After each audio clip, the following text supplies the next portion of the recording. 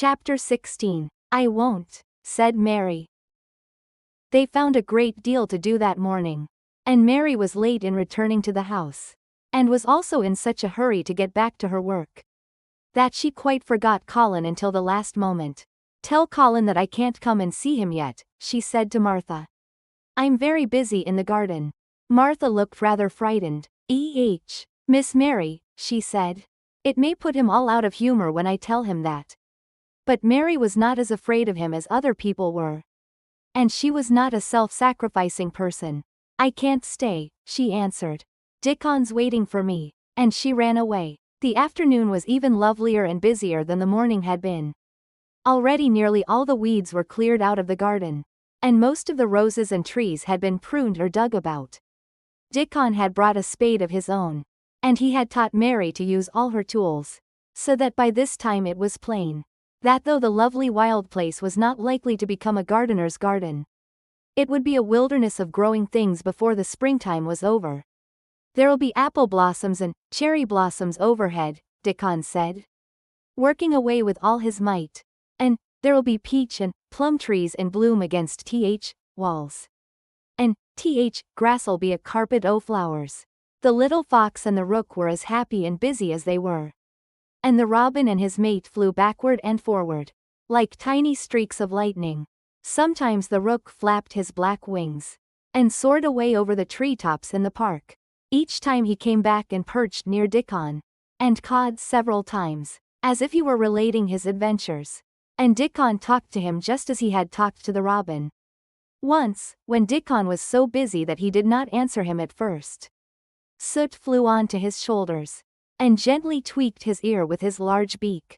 When Mary wanted to rest a little, Dickon sat down with her under a tree, and once he took his pipe out of his pocket, and played the soft strange little notes. And two squirrels appeared on the wall, and looked and listened. This a good bit stronger than was, Dickon said, looking at her as she was digging. This beginning to look different, for sure. Mary was glowing with exercise and good spirits. I'm getting fatter and fatter every day, she said quite exultantly. Mrs. Medlock will have to get me some bigger dresses. Martha says my hair is growing thicker. It isn't so flat and stringy. The sun was beginning to set, and sending deep gold-colored rays slanting under the trees when they parted. It'll be fine tomorrow, said Dickon. I'll be at work by sunrise. So will I, said Mary. She ran back to the house as quickly as her feet would carry her. She wanted to tell Colin about Dickon's fox cub and the rook, and about what the springtime had been doing. She felt sure he would like to hear. So it was not very pleasant when she opened the door of her room, to see Martha standing waiting for her with a doleful face. What is the matter? She asked. What did Colin say when you told him I couldn't come? Said Martha. I wish they'd gone. He was nigh goin' into one o' his tantrums. There's been a nice to do all afternoon to keep him quiet. He would watch the clock all time. Mary's lips pinched themselves together. She was no more used to considering other people than Colin was, and she saw no reason why an ill-tempered boy should interfere with the thing she liked best. She knew nothing about the pitifulness of people who had been ill and nervous, and who did not know that they could control their tempers, and need not make other people ill and nervous, too. When she had had a headache in India, she had done her best to see that everybody else also had a headache, or something quite as bad, and she felt she was quite right. But of course now she felt that Colin was quite wrong. He was not on his sofa when she went into his room. He was lying flat on his back in bed, and he did not turn his head toward her as she came in. This was a bad beginning, and Mary marched up to him with her stiff manner. Why didn't you get up? She said. I did get up this morning when I thought you were coming, he answered, without looking at her. I made them put me back in bed this afternoon. My back ached and my head ached and I was tired. Why didn't you come? I was working in the garden with Dickon, said Mary. Colin frowned and condescended to look at her. I won't let that boy come here. If you go and stay with him instead of coming to talk to me, he said. Mary flew into a fine passion. She could fly into a passion without making a noise. She just grew sour and obstinate, and did not care what happened. If you send Dickon away, I'll never come into this room again. she retorted. You'll have to if I want you, said Colin. I won't, said Mary. I'll make you, said Colin. They shall drag you in. Shall they, Mr. Raja? Said Mary fiercely. They may drag me in. But they can't make me talk when they get me here. I'll sit and clench my teeth and never tell you one thing. I won't even look at you. I'll stare at the floor. They were a nice agreeable pair as they glared at each other. If they had been two little street boys, they would have sprung at each other and had a rough and tumble fight. As it was, they did the next thing to it. You are a selfish thing, cried Colin. What are you? Said Mary. Selfish people always say that. Anyone is selfish who doesn't do what they want. You're more selfish than I am. You're the most selfish boy I ever saw. I'm not, snapped Colin. I'm not as selfish as your fine Dickon is. He keeps you playing in the dirt when he knows I am all by myself. He's selfish, if you like. Mary's eyes flashed fire. He's nicer than any other boy that ever lived, she said. He's like an angel. It might sound rather silly to say that, but she did not care.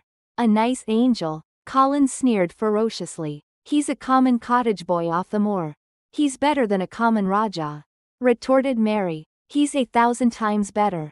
Because she was the stronger of the two. She was beginning to get the better of him. The truth was that he had never had a fight with anyone like himself in his life. And, upon the whole, it was rather good for him. Though neither he nor Mary knew anything about that. He turned his head on his pillow and shut his eyes. And a big tear was squeezed out and ran down his cheek. He was beginning to feel pathetic and sorry for himself. Not for anyone else. I'm not as selfish as you. Because I'm always ill. And I'm sure there is a lump coming on my back, he said. And I am going to die besides. You're not, contradicted Mary unsympathetically. He opened his eyes quite wide with indignation. He had never heard such a thing said before. He was at once furious and slightly pleased. If a person could be both at one time. I'm not? He cried. I am. You know I am. Everybody says so. I don't believe it, said Mary sourly. You just say that to make people sorry. I believe you're proud of it. I don't believe it. If you were a nice boy it might be true. But you're too nasty. In spite of his invalid back, Colin sat up in bed in quite a healthy rage. Get out of the room, he shouted, and he caught hold of his pillow and threw it at her. He was not strong enough to throw it far, and it only fell at her feet. But Mary's face looked as pinched as a nutcracker. I'm going, she said. And I won't come back. She walked to the door. And when she reached it she turned round and spoke again. I was going to tell you all sorts of nice things, she said. Dickon brought his fox and his rook. And I was going to tell you all about them. Now I won't tell you a single thing. She marched out of the door and closed it behind her. And there, to her great astonishment, she found the trained nurse standing as if she had been listening. And, more amazing still, she was laughing. She was a big handsome young woman, who ought not to have been a trained nurse at all, as she could not bear invalids. And she was always making excuses to leave Colin to Martha, or anyone else who would take her place. Mary had never liked her, and she simply stood and gazed up at her, as she stood giggling into her handkerchief. What are you laughing at? She asked her. At you two young ones, said the nurse. It's the best thing that could happen to the sickly pampered thing. To have someone to stand up to him that's as spoiled as himself. And she laughed into her handkerchief again. If he'd had a young vixen of a sister to fight with, it would have been the saving of him. Is he going to die? I don't know and I don't care, said the nurse. Hysterics and temper are half what ails him. What are hysterics? Asked Mary. You'll find out if you work him into a tantrum after this. But at any rate you've given him something to have hysterics about. And I'm glad of it. Mary went back to her room, not feeling at all as she had felt when she had come in from the garden. She was cross and disappointed, but not at all sorry for Colin. She had looked forward to telling him a great many things, and she had meant to try to make up her mind whether it would be safe to trust him with the great secret. She had been beginning to think it would be, but now she had changed her mind entirely.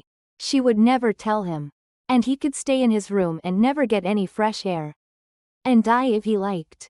It would serve him right. She felt so sour and unrelenting. That for a few minutes. She almost forgot about Dickon. And the green veil creeping over the world. And the soft wind blowing down from the moor. Martha was waiting for her. And the trouble in her face had been temporarily replaced by interest and curiosity. There was a wooden box on the table. And its cover had been removed. And revealed that it was full of neat packages. Mr. Craven sent it to you, said Martha. It looks as if it had picture books in it. Mary remembered what he had asked her the day she had gone to his room. Do you want anything dolls' toys books? She opened the package, wondering if he had sent a doll. And also wondering what she should do with it if he had. But he had not sent one. There were several beautiful books such as Colin had. And 2 of them were about gardens. And were full of pictures. There were 2 or 3 games. And there was a beautiful little writing case. With a gold monogram on it. And a gold pen and inkstand. Everything was so nice that her pleasure began to crowd her anger out of her mind. She had not expected him to remember her at all. And her hard little heart grew quite warm. I can write better than I can print, she said. And the first thing I shall write with that pen will be a letter to tell him I am much obliged. If she had been friends with Colin, she would have run to show him her presents at once. And they would have looked at the pictures. And read some of the gardening books. And perhaps tried playing the games. And he would have enjoyed himself so much. He would never once have thought he was going to die. Or have put his hand on his spine. To see if there was a lump coming. He had a way of doing that. Which she could not bear. It gave her an uncomfortable frightened feeling. Because he always looked so frightened himself. He said that if he felt even quite a little lump someday, he should know his hunch had begun to grow. Something he had heard Mrs. Medlock whispering to the nurse had given him the idea. And he had thought over it in secret. Until it was quite firmly fixed in his mind. Mrs. Medlock had said his father's back had begun to show its crookedness in that way when he was a child. He had never told anyone but Mary that most of his tantrums, as they called them, grew out of his hysterical hidden fear. Mary had been sorry for him when he had told her. He always began to think about it when he was cross or tired, she said to herself. And he has been cross today. Perhaps he has been thinking about it all afternoon. She stood still, looking down at the carpet and thinking. I said I would never go back again. She hesitated, knitting her brows. But perhaps, just perhaps, I will go and see if he wants me in the morning. Perhaps he'll try to throw his pillow at me again. But I think I'll go.